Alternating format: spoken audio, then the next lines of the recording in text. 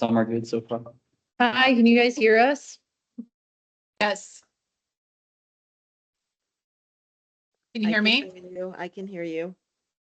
I don't think they can hear us.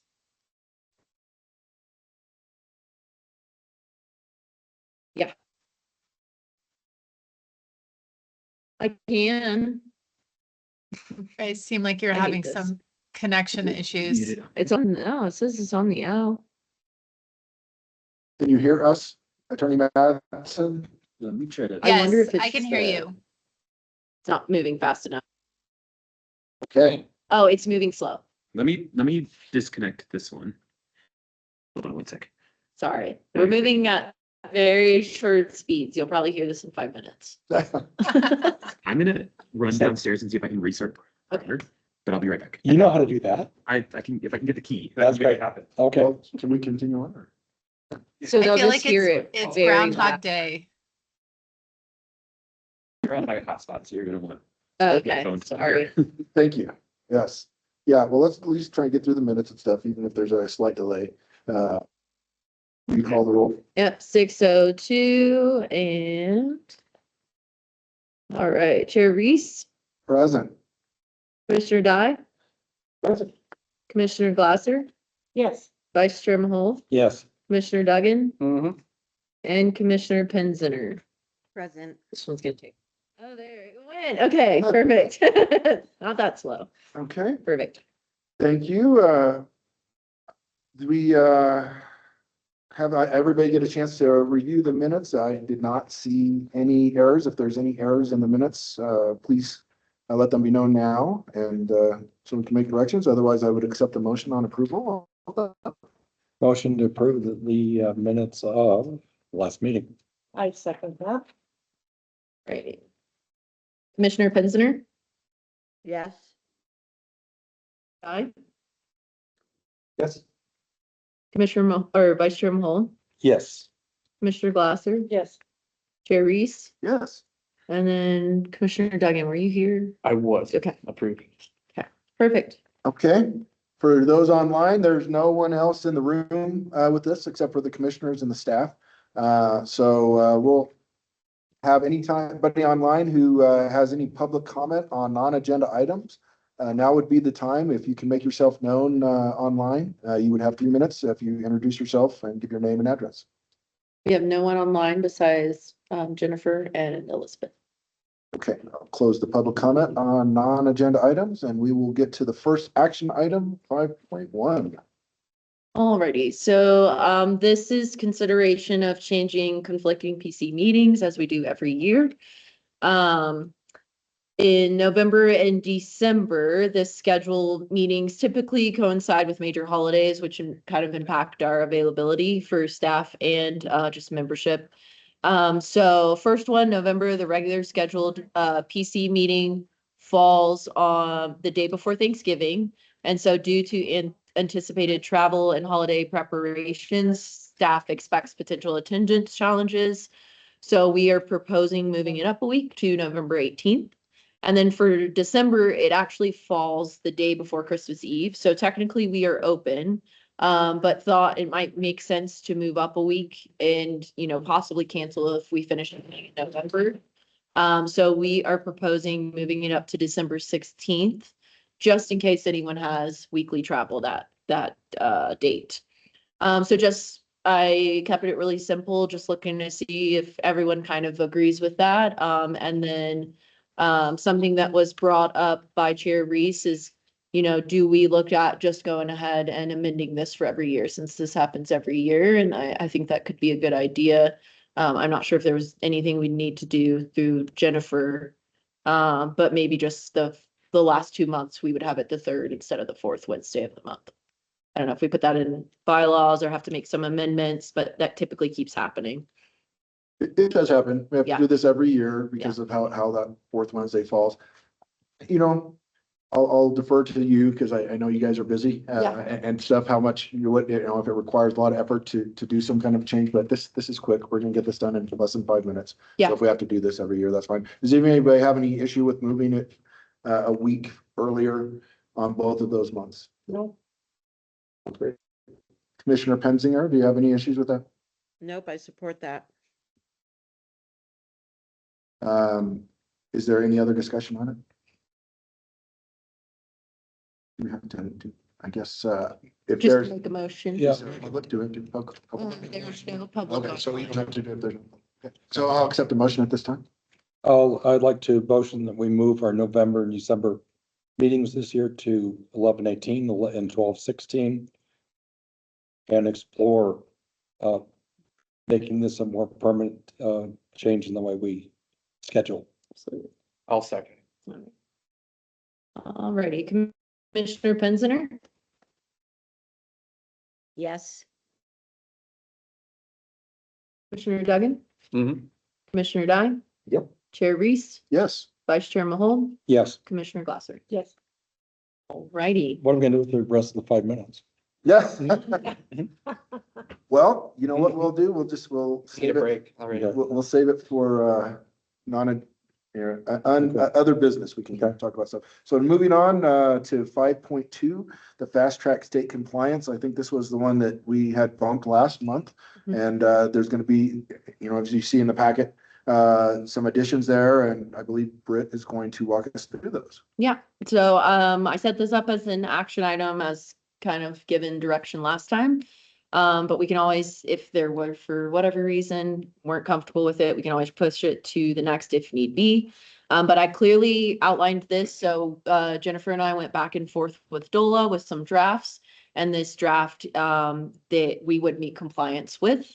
So just as a reminder, in 2022, Colorado voters approved Prop 123, which established the State Affordable Fund. One of these requirements is adopting the Affordable Housing Tract approval process, ensuring qualifying projects receive a final local decision within 90 calendar days. Beginning 2027, the town of Nederland must satisfy this requirement to remain eligible for Prop 123 funding. And if we do not adopt it, essentially we lose ability for that funding. This is a statewide mandate, and so I'm just going to outline kind of decisions.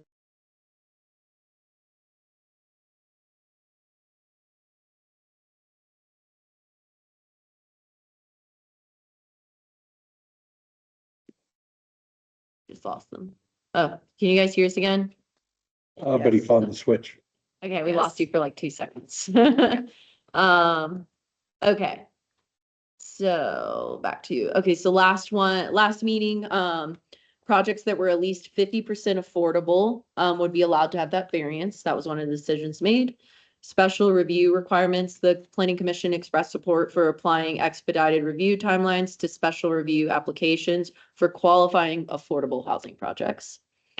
PUD requirements, this is not a topic included in the amendment of the ordinance. But you guys did indicate that you'd like to have some further discussion and see if it was a possibility to streamline that as, maybe not 90 days, but in a more streamlined process. So changes made after our meeting with DOLA. The ordinance now adds a revised definition of affordable housing in section 16-32 to align the code with state law, including AMI thresholds for both rental and for sale housing. Fast track clarifications. The draft now clarifies that the expedited review clock begins when the town issues a written determination that the application is complete, with the completeness determined within 7 days of submittal, and final action required within 90 days unless allowed extension applies. Applicability section allowed or added. A new section in 16-325.5 has been added to identify which application types are subject to expedited review for qualifying affordable housing projects and which application types are exempt under state law. A broader expedited review framework. The ordinance now establishes a broader expedited review process for qualifying affordable housing projects rather than only creating an expedited special review timeline while preserving existing noticed, hearing, and substantive review standards unless expressly modified. So PUD language added, the revised draft references certain PUD amendments in the applicable section when they do not include zoning approval or subdivision of land. PUD approvals or amendments that include zoning approval or subdivisions remain excluded from expedited review. So that language was added. Extensions and restart provisions. The draft now includes provisions addressing town-initiated and developer-initiated extensions, material revisions that may require a new completeness review, and clarification that failure to meet the timeline does not result in an automatic approval. So there are some proposed motions here, but that's really all that was added from those additional ones that we went through. So it just really clarified that language, made some broader language, and then for the extension language, if something is done like in a court process or they just can't, something, they can't get us something in time, that really just saves us from one, not being able to meet that 90 days, and then two, them not getting an automatic approval. So let me know if you have any questions for myself or Jennifer, and Okay. this is really it. Well, that was put out there very well. I think it was well put out. If there is any clarifying questions before, and is there any public online yet? Let's see. Attorney Mattson, if there's no public online, do I still have to do the open and close public comment? Just, I would do it just in case. Just I check. mean, yeah. So if you have any questions for the staff, please do it at this time. Otherwise, we will move to I think to public Elizabeth- comment and then come back for discussion with the planning commission. I think- Oh, go Yeah, a ahead. clarifying question. So this is on page 2 of 11 of the ordinance, page 13 of the packet, under section 2. It's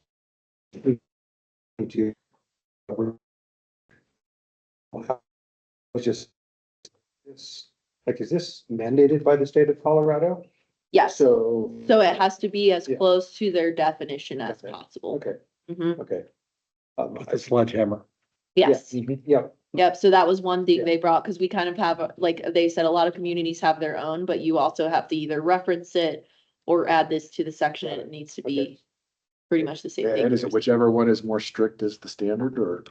No, I think Jennifer, correct me, it has to be pretty identical to theirs, okay. Yeah. or at and least I- mention. I think Netherlands' definition was missing the missing middle. So essentially, Yes, they requested that we expand what is affordable. Mhm. The missing middle. Yes. Yeah, the missing middle, okay. I mean, if there's not much wiggle room, that makes my other thoughts irrelevant. That's also not a clarifying We can question. still have it during discussion. Yeah, I'll save that for discussion. Okay, Any other clarifying questions? did you have one, Commissioner Pinzner? Yeah. Yes, please. I just wondered if the approval of the expedited review is mandatory. And if so, can someone help me understand why that would be an advantage to the town? Yeah, so it's mandatory because essentially they want to encourage that all developers throughout the state, as soon as they submit their application, within 90 days, they receive an answer so they know which way to move. It really is just more so to encourage it, because otherwise, as we've kind of seen in the past, and you might see, kind of in the future with the planning commission, sometimes these processes can take quite more than that 90-day time period, and it really slows down that kind of project. And so from what I've gathered, it really is supposed to be a benefit to the developer. It's not necessarily a benefit to town, but as town staff, I would say for special reviews, I'm typically finishing those before that 90-day time period. So I have no concerns. And Jennifer, feel free to add. Read something about 7 days. Am I missing? Did I read that wrong? We have 7 days to determine if the application is complete. So I have a week from when they submit it to say this is complete in fullness, and then the 90 days starts. I see. Okay, I did Mhm. misunderstand that. I was like, 7 days seems crazy Yeah. fast. Okay. Oh, no. Yeah, no, that just gives me, typically I take a couple days to review mine to make sure they have all the deed documents and affidavits and things like that. Thank you. Okay, great. Anybody else here in the room? For those online, I guess you can see us. It's very cozy here. We're a small group tonight. So, okay, well, we will close the clarifying questions and open up for public comment. If there's anybody online, please identify yourself at this time and give your name and address, and you'll have 3 minutes. Confirming there's no one online. Okay, I will close the public comment at this time and bring it back for discussion amongst the planning commission. So, this looks fairly straightforward to me. Going back to what my thought was when you said, Commissioner Penzinger, is this mandatory? It's not technically mandatory. It's only mandatory if we want to have the opportunity to apply for grant opportunities. So essentially they're dangling out and saying, if you want these other opportunities, you've got to change the code, which I expressed during our pre-meeting yesterday, that we're seeing more and more of that, where they feel like they're mandating what they want our policy to be and tying it to the carrot of, okay, if you want to have any opportunities for grants coming up on that. So it's something down the line that we'll have to look for it. So yes, if we could say, no, we don't want to go with this, but then it would be detrimental. To Yeah, the- we're automatically open to a $40,000 grant as soon as this is complete.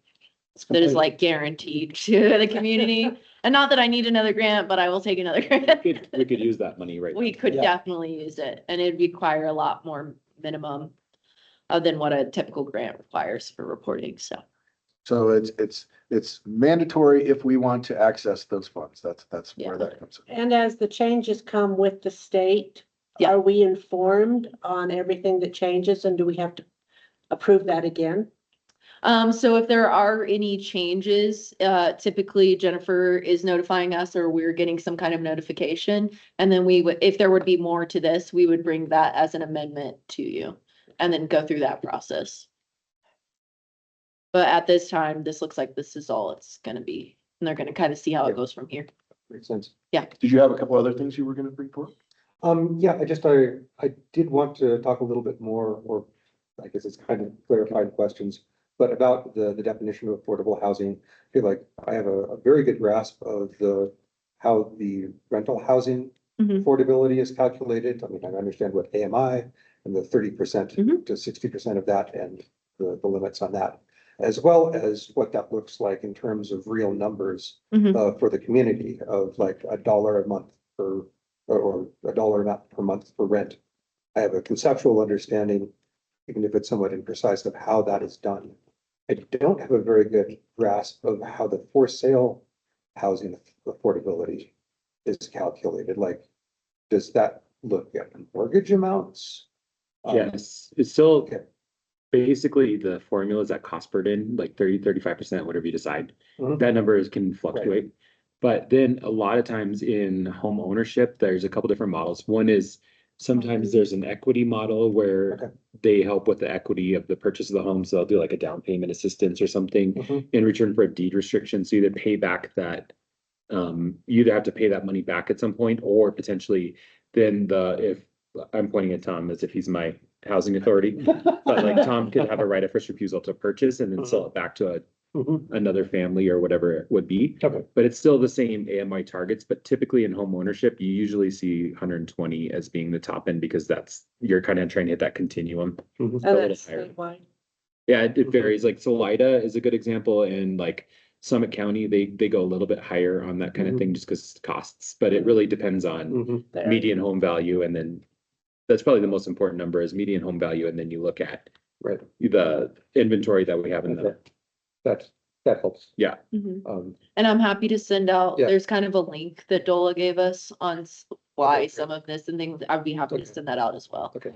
More. Any continuing ed stuff that you Yeah. think would be Yeah. beneficial? Yeah, I That'd can be send that out to the fantastic. planning commission. Yep, I would like to express, like, for the rental housing, like 30 to 60% of the AMI, that's reasonable. I'm undecided and I may have a objection on principle of the 100% AMI for Boulder County. That may be due to lack of information. I will vote to support this. Mhm. It's important that it goes through, but I just want that noted for the record that I'm not sure that 100% AMI for sale housing is right, even though there's nothing we can do about it.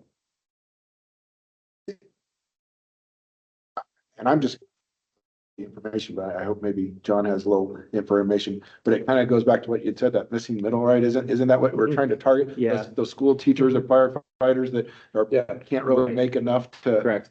You think of, I'm just gonna say average staff in Netherlands. Yeah. Town manager. Yeah, I would not hit that target that you Yeah. just suggested. And I have a, I'm Yeah. not, So, that's a thing that, I'm not saying I Yeah. need that for sure, but there's Mhm. people like, that's where you start talking about community members like teachers, firefighters, and those kinds of folk. And that's Yeah. why it's a really hard conversation and it changes based on the urban context. And so I 100% understand what you're saying. And it is always a very complicated conversation, but like, or it could be a senior. That's another option, like who's living on a fixed income that needs something, but they Yeah. have a retirement nest egg or. Yeah.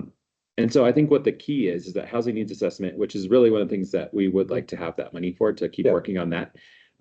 That needs to really identify that continuum of housing, and that's where like it becomes, this gets a little highbrow, but like gentrification can happen when somebody stays underhoused because it can't Right. move upward. Right, And so that's another aspect that can, right. it's just very. Yeah. I don't have a great answer for you, but yeah, I totally Yeah. get what you're saying. No, it's a totally complex Yeah. question. And like, speaking of gentrification, one of the things that I was thinking about is like, is this a divergence between the 100% for sale housing and 30 to 60% for rental? Is that actually driving gentrification?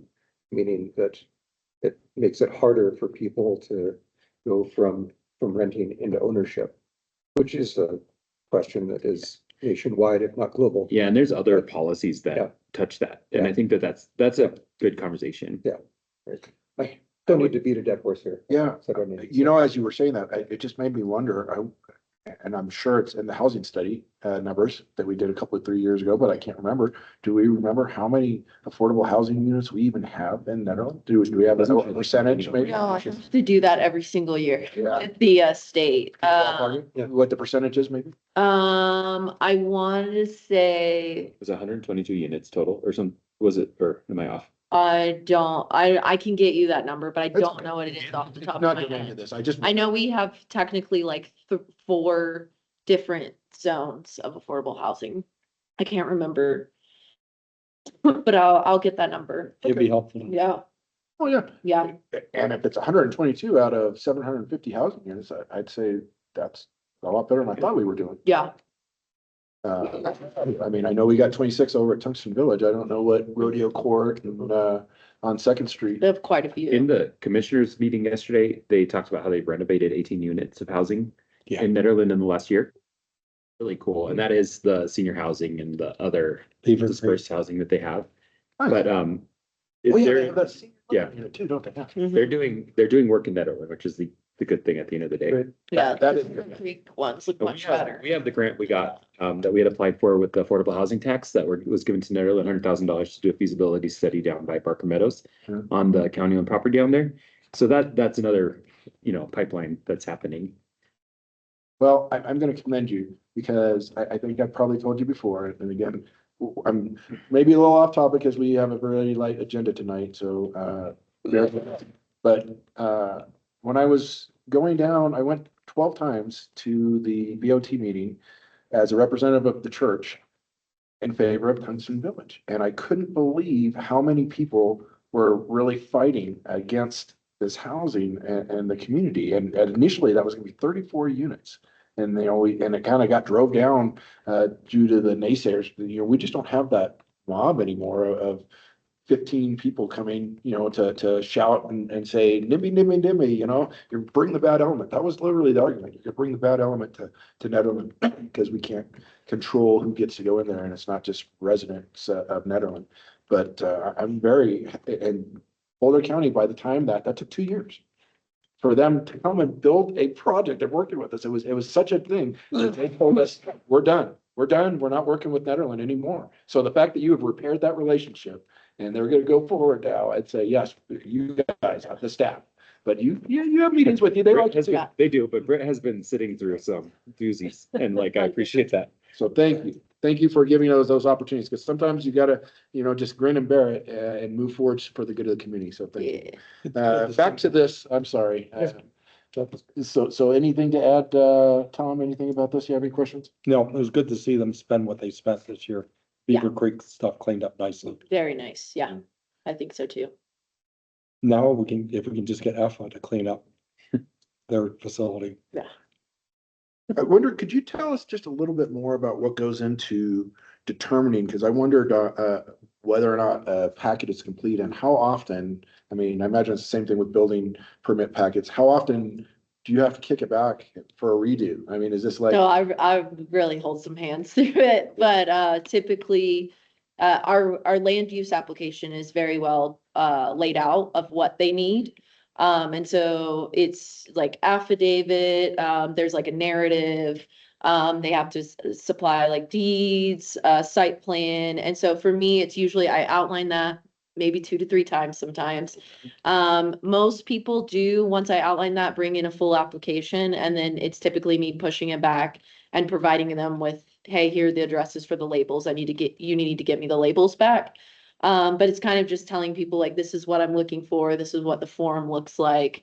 Cause some of these people, it's not their everyday like thing they grab. But most applications, it's about 2 weeks kind of back and forth of talking, and then we get it together. Okay. And when they submit it to me, I take a day or two to kind of let me review it. Okay, now let me review it when I don't have anything going on to make sure. I didn't miss it. And then, yeah, because at the top of that application, I am putting when I received a complete application. That's when the 7. Yeah, and typically it's like a week after I receive the application, it's complete because most people are missing one item, 2 items, something like Okay, that. so it doesn't, you're not usually fighting for. No, 2 they're months not or- too bad. No, I think we've gotten now to the point where the language is really easy. I kind of have the same messaging that I'm using, and most people I will, like when they're a little harder on the narrative, I can point back to another SRU and say, hey, look, this is how the previous person did it. So like we have an SRU coming up next month, and they did the same thing, and it helped them out a lot. So yeah, no, most people are pretty good about getting everything they need. I'm sure it helps for you to walk them through that stuff because, Yeah. I just did a building permit, application and I kept running into problems with my sketch, you know, like Yeah. trying to freehand, and I ended up going and buying graph paper just so I can. Yeah. Because I didn't have a CAD system, so I didn't know how to do it on a computer. Yeah, And- no, you can hand draw. I can always talk you through that too. Yeah, we're creating some language for a lot of it of like, here's a simple bullet point. Cause sometimes when you look at the code, you know, unless it's a plat, like if it's a plat or survey, I'm like, here's the exact, you gotta have it on there. But just something to like make it a little bit more tangible for someone who's reading through it. This is not their everyday life. I wonder, and this was very helpful in the military, often if you were doing some kind of big project, sometimes you would have, or you were, you know, trying to push forward a bridge classification Mhm. project for something, you would have something else, somebody else's work to be able, is there a example packet? that they can Yeah, reference? so I typically use some of my stronger packets that I've done. Yeah. So for me, it's really helpful to do like the Flower Collective, although that Yeah. was one we just did and it's marijuana. It's a really good narrative because they really went into how does this relate to the comprehensive plan? Like they did a very good job at that. So for me, that's one where I'm like, hey, take a look at this. We had a couple SRUs before that, and so I'll typically just link them to that packet and say, read through this Nice. information, look at their documentation, and it gives them good examples. And this one passed. Yeah, and this one passed with no bumping needing. And was Yeah. a good example of it. So if Exactly. you can be close to this. you'll Yes. get through. Yeah. Good. That's great. I'm glad to hear that. Yeah. Any other discussion, items that you want to talk about or bring up, Commissioner Penzinger? Thank you. She said, I had one more thing. Yeah. Okay. So this is on page 4 of 11 of the ordinance, page 15 of the packet. On item 3, subsection I, it's regarding the criteria of affordable housing variances. It says that the variance, if granted, will not alter the essential character of the neighborhood or distinct in which the property is located, which I think it's great that it's in there. But I'm curious if adding essential character as a condition being kind of an inherently subjective measurement causes headaches for town staff. We do have some standards, like character standards. Mhm. Some are codified and some aren't. The catch-all is basically that it generally fits the surrounding neighborhood. There's Yeah. some kind of language like that. Yeah, kind of how I see what you're saying. Kind of how I typically look at it is like for like the SRU, the Flower Collective, for example, it was in the middle of residential and commercial. Mm. And so really if like a bigger project is coming, I'm looking at, okay, what is it look, is it all just tiny single Yeah. family homes? Does it truly fit the character of the Mhm. zone that we've outlined? I think Mhm. we've outlined the zones well enough to where Yeah, I can usually make that determination. And ultimately, if I have questions, I go to Okay. Jennifer. But I see what you're saying there, Yeah. because it could, the determination is going to be different from your idea Right. of. right. And I see what everybody you has a different, Well, and that's sometimes hashed out in the Yeah. planning commission. Yeah. I guess that's Correct. what we're here for. I Yeah. guess ask it a slightly different way is, do you feel that the definition that we currently have for essential character is sufficient? That's a good point. Let me look at it. Me being also, I remember seeing it before, but I didn't know quite where to find it. No worries. Let's see. My computer's being extra slow.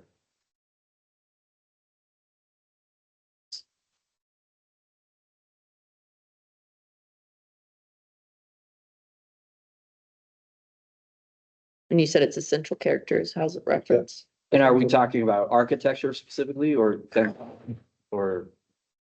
Kind of. That's the subjectivity. Yeah, Well, that's, So- those aren't subjective. yeah. Jennifer, it's not technically, there's not like a definition in our code. Mhm. Do we need to define that? It's mentioned twice, but it's not defined technically. Not sure on your thoughts.